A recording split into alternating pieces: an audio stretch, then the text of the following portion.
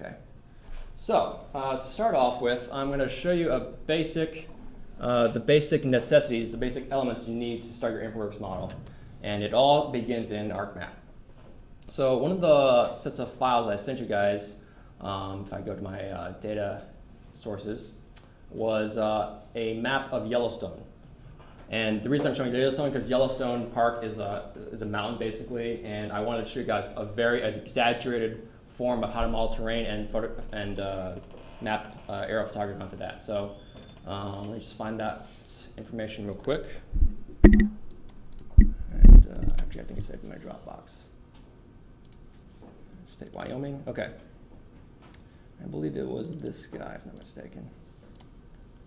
Yes. So this is, again, you know from what I showed you guys last week that this is known as an NED, a ortho imagery. You can use it to take contours, and then you can export those contours into Rhino. What I'm going to do first is I'm going to change the coordinate system to something in Wyoming, for instance. Let's type in Wyoming real quick.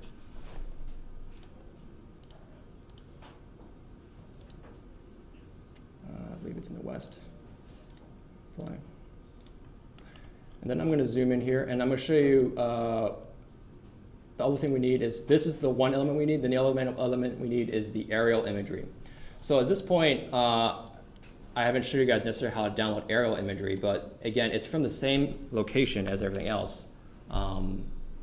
Is this National Map download platform here. And all you really need to use is this imagery tab right here.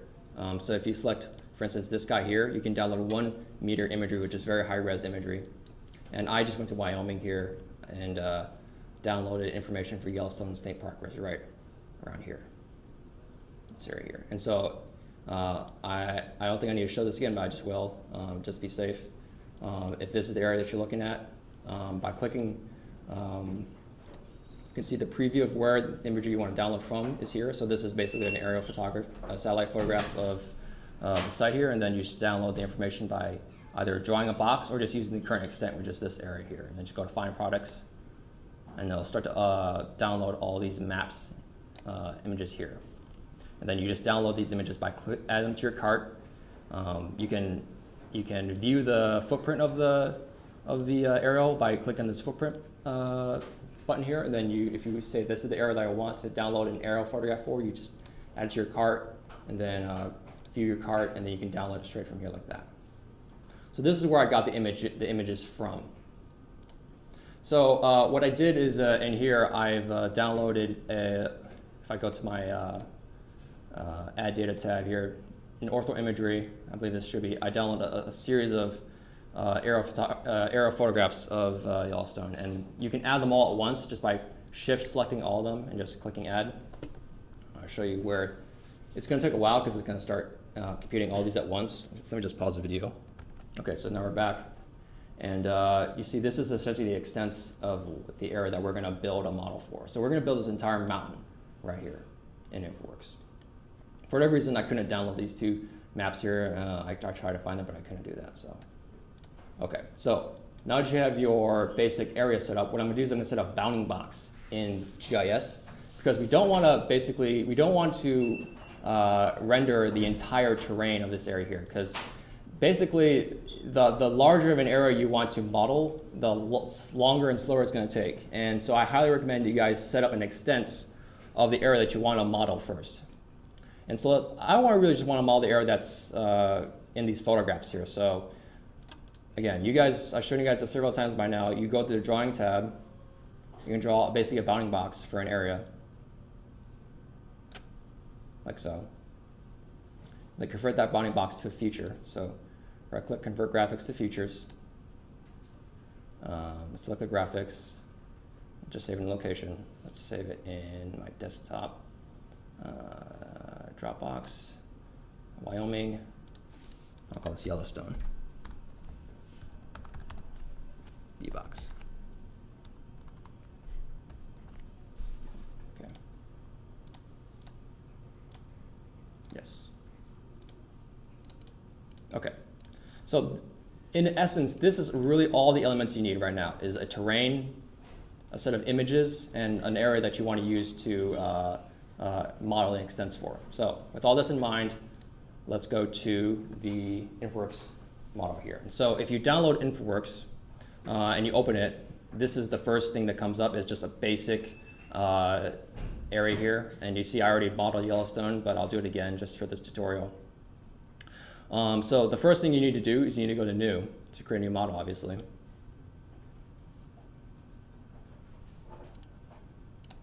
Just wait a second. And it's going to save it in a location automatically into your documents folder, Infraworks models. That's fine. I'll call this model Yellowstone 2 because I already made one. And then this part is optional, but the reason I made that bounding box is so that I do click this box here to define the model extent first before I do anything else. So if you click this box, you can load an extent. And that basically just means load the area that you want to model from. And so I already made that bounding box. So all you need to do is upload that bounding box in here. So let's find the location. Or so I saved it in Forum, GIS, State Wyoming, and Yellowstone B-Box. So remember, I just saved that a second ago. And you can use first polygon or use data extents. Since it's a square, both these two options are relatively similar. It doesn't really matter which one you choose. I just use data extents. Because, for instance, if your polygon was a strange shaped polygon, then it would not work. So you always want data extents will give you a rectangular extent here. And then you click OK. Just give it a second.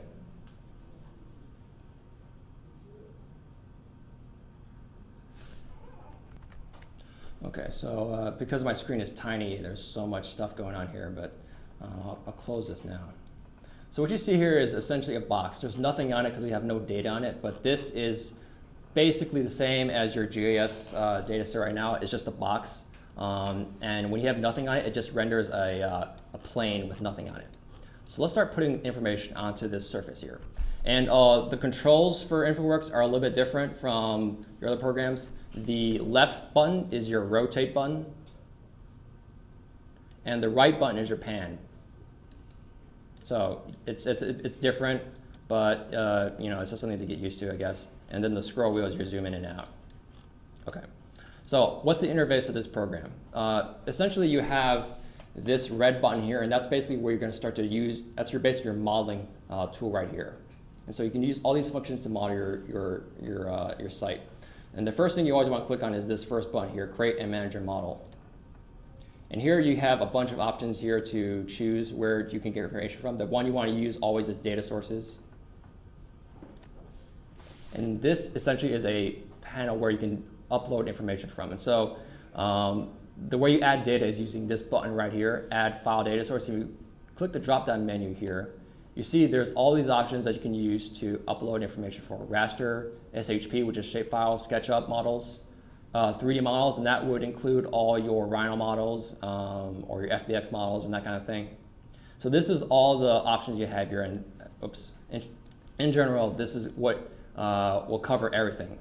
For terrain information from GIS, you want to use raster, because as you know, the file type is a raster format. So click on raster, and we're going to find the file that I asked you guys to download. So I'm going to go to Dropbox, my GIS folder, and then click on the image file. And so it's kind of hard to tell which one here, but the general easy way is to find the biggest file size here, and that's the file you want to use. Okay. So this part gets a little tricky, and all I can say is that it generally sometimes works, or sometimes you need to tweak the settings a bit. Right now, nothing's happening because you haven't refreshed the model. But it's always important that when you add data, you double-click on the data source, and it comes up with the data source configuration tab here. And this is where you decide where or what kind of information that you just added will turn into. And so because we added a terrain data set, we want this type to be terrain right here. And you see when you add a raster data set, it basically knows it's only going to be of two things, either ground imagery or terrain imagery here. So we're going to click on terrain. And then the coordinate system here is very important as well. Generally speaking, leave it as it is right now. If it doesn't work, you're going to need to change the coordinate system to the correct coordinate system. And I'll show you, if I run into that issue, I'll show you guys how to change the coordinate system. But generally for terrain information, what you have right now currently should work fine. And so I should be able to click OK, but I can't. Actually, I just did. OK.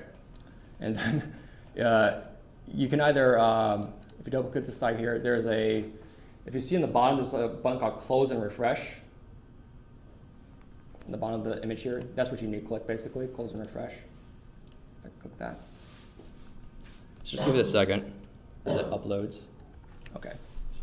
So now what you have, as this thing loads up, and I don't know if this is picking up by the microphone, but my fan is spinning right now because it's processing all this information. But as you can see, with relatively no effort, you have modeled a mountain based off this terrain information. This already by itself could be used in any studio project you can think of.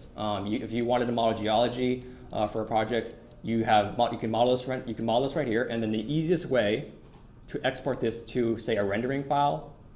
Again, if this is all you use it for, I'm just close the data sources tab right now. Is you go into this presentation tab right here, zoom into an area that you want to render out. Let's say this part here looks pretty good or something like that. And then just take a snapshot right here. Save a snapshot with the current view. And what you see here is you can actually you can set the resolution right here. And the cool thing is it's instant. It doesn't have any rendering time at all because it's all being processed by your GPU right here. So let's just save it in my desktop real quick. Desktop, I'll call this Yellowstone test. You can save it as JPEG. I recommend always PNG. It's a little bit higher, bigger in size, but the quality will be a bit better. And then set your resolution to whatever you want. So let's say you have a 36 by 24 drawing. I don't know exactly how big that is, but it's pretty big, but let's just say let's make it like 8,000 by 5,000 pixels, which if you try to render it in V-Ray, it would take forever. But here, if you just click Save, it's pretty much instant. And so this is essentially how I've done all my large-scale renderings for the work I've been doing. And let's just give it a second for it to save. That's it. And then on your page here, you have basically a rendering of that area, and it's at a super high resolution. Now, another thing you can do is you can change the quality of your rendering by going to your visualization settings. So right here in the presentation tab right here, there is a tab called Visual Effects. And there's also a tab called Sun and Sky. So these are two tabs that I play with a lot when I'm working this project. So the first thing, let's look at Sun and Sky here. Actually, no, let's first look at Visual Effects. So you see here, there's a button called High Visual Quality. If you click that on, turn that on, suddenly you get realistic shadows. If you turn on the ambient occlusion, it adds soft shadows around crevices and that kind of thing. It's hard to see here because it's generally, the slopes are relatively even. But if you had buildings, it would add that soft light quality around your buildings to give that bit more of a realistic look to it. In this case, since it doesn't really do anything, I'm not going to even turn it on, just because as you can see, there's no difference between it turning on and off. And then the other thing down here is a field of view. And this is a very useful tab to give your images a lot more drama. And so I like personally to do really wide angle field of views. This is essentially a degree, 100 degrees. Or it goes up to 120. That's probably too much, but I kind of like to stay within the 90 or 80 range. And you can get some very dramatic looking views. And this is cool because it feels like you're actually there. It feels like you're actually in a helicopter looking at the site. And so this is a very good tab to use to basically make your renderings a lot more realistic. Or if you want to make it more diagrammatic, you can break it down to the lowest level here, and it's a bit more of an axometric view. So if you want to have a bit more of an even look across your entire model here, this is how you can do that, just by bringing it down. It's not going to be a true axometric because it can't go to 0. It only goes to 15, but it's pretty close enough. So let's keep it at something like, I kind of like keep it at like 70 or 80, like right there. And then after you turn on high visual quality, what you can do is you can do sun studies using this time button right here, and you can basically do like live shadow studies of your site. And so if you say you had a city you modeled and you want to do sun studies, this is an extremely easy way to get that and model it and then render it out. And so you can set the time here, and you can also set the date. So right now we're in April, but you can set the date to set, for instance, a time in December, and you see the shadows are automatically at the correct length. And the beauty is, because you're using GIS information, it knows where it is. So these sun studies are accurate. So you don't have to guess. You don't have to use Ecotech or any of these programs that you can just, you try to model a sun in Rhino or anything like that, and you try to estimate the angle and guess, Here it just gives you, since it knows it's from GIS information, it knows where it is. And so this is how you can do some very cool sun studies. So this is how I sometimes do evening renderings or morning renderings. It's just like that. And again, everything is easy to enough to just take a snapshot of and render out. Now, one thing you might see here is this render model button right here. And the unfortunate reality is the render model button is not a very good rendering tool in Infraworks because you can't adjust resolution in Infraworks. If you click that button here, what it's going to do is it's going to load the model, but it's only going to render at this, literally this resolution right here, this screen here. So that's basically the resolution of your screen. So if you have a high resolution monitor, like a 4K monitor, then this might be useful, but in general, it's not useful. And so I recommend using the screenshot tool to render out your images from Infraworks. But if you see after this thing loads in here, you see actually the light quality is a lot better. It's just not as high res. Now what it's doing right now in the rendering mode is it's rendering using a function. I don't know if anyone knows progressive rendering or iRay in 3ds Max, but basically it's rendering it in progressive passes. So every time it passes to 100%, it's rendering another level and adding to the detail of the rendering. And so this is going to go on forever until you click stop. So you basically can let this run forever, and as you let it run forever, the quality of the rendering is going to go higher and higher. But as you can see, nothing's changing because it's kind of reached a point where it's as good as it's going to be. So just click stop and you can save it right here. And so if this is a way you want to do a rendering, you can do it this way. But I don't recommend it just because, again, your resolutions are going to be limited to this box here. Now, let's say you want to do high quality renderings using this terrain, but not in Infraworks. The way you do that is you need to export this terrain into its own file, and then you can bring it into Rhino or you can bring it to 3ds Max, and you can render it that way. The way you do that is to go to the, I believe it's the settings tool. Yes, the settings tool right here. And you see there's this tool called Export FBX. I think you use that to export to an FBX format, which is a very universal format that can work well with Rhino. It really works well with 3ds Max. That's how you bring your model outside of this environment. Now, generally speaking, I recommend staying here because it's already fast. It's already good enough in my view for a lot of general day purposes. But if you need to do special purpose, this is what you use that for.